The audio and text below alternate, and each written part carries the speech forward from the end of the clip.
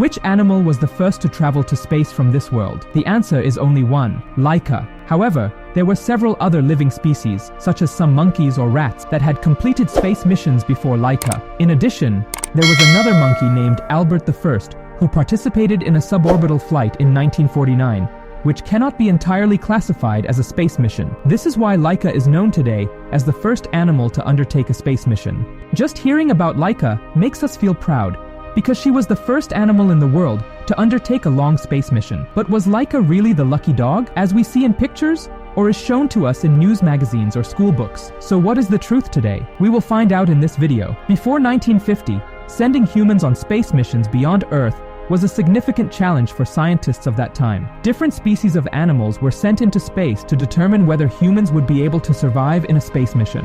In the year 1957, Laika was wandering the streets of Moscow, which is located in Russia, like a stray dog. At that time, she was 3 years old. Back then, who would have known that she would be the first dog in human history to go on a space mission? Meanwhile, the world's first space satellite, Sputnik 1, was successfully launched with the help of the Soviet space program. However, there were no living beings on Sputnik 1, so the scientists thought, why not send a living, large creature on this space mission? But perhaps the Russian scientists wanted to conduct the second space mission quite quickly. That is why the spacecraft was given only 4 weeks to be built, a penalty that the innocent dog had to pay later. This spacecraft was named Sputnik 2, which was specially designed for one dog. This spacecraft had one carbon dioxide absorber, an oxygen generator, and one fan to keep the animal cool. A bag was provided to collect some food, and the dog's stool and urine for the purpose of surviving for 7 days. The cabin of Sputnik 2 was so small that there was no room to move around inside. Thus, Sputnik 2 was designed, which took about 28 days to prepare. Now there was just a delay in finding one dog. The Soviet space scientists deliberately chose a stray dog from the streets because they were more accustomed to living in extreme conditions than other domestic pet dogs, which made them ideal for the space mission. During this time, the scientists found Laika, and she was subsequently trained for the mission. Due to the small size of the cabin in Sputnik 2, Laika was kept in a small cage for 20 days to help her acclimate to the cabin of Sputnik 2. Before long, Laika's training was complete, and she was ready to go to space. At that time, humans knew how to go to space, but they did not know how to return. In a way, this was similar to a suicide mission.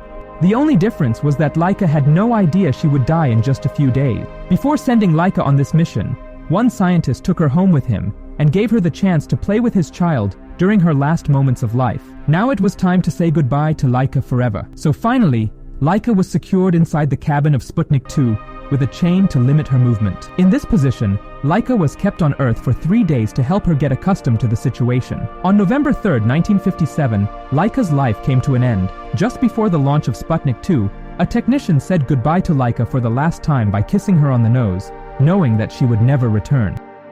Following this, Sputnik 2 was successfully launched, and it began its journey into space with Laika aboard. However, due to a technical fault, one part of Sputnik 2 could not detach from the rocket. Perhaps 4 weeks was not enough time to build a spacecraft, and as a result, the temperature in Laika's cabin began to rise rapidly. Laika's heart rate increased significantly, going from a normal rate of 100 to 240 beats per minute, proving how much distress she was experiencing due to the heat. Laika fought against death for 3 continuous hours, but the temperature rose so high that after 5 hours, signals from Laika's sensors had stopped, marking the moment of her death.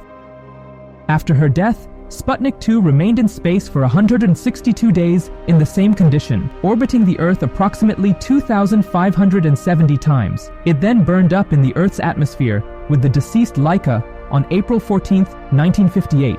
In 2008, the Russian government built a statue memorial in honor of Laika. This was the same place where Laika was trained. As you can see, a dog is standing on top of the rocket, which is Laika. We should never forget Laika's great sacrifice. This dog must have made some contributions to the space mission, which is why we can think about large space missions today. So, do you think it's right to sacrifice these animals for the benefits of science and human advancement and development? Don't forget to let us know in the comments below. If you enjoyed this video, please like it and share it with your friends. And if you haven't subscribed to our channel yet, make sure to subscribe and turn on the notification bell, because I bring such videos every week. I'll see you in the next video, and, as always, thanks for watching.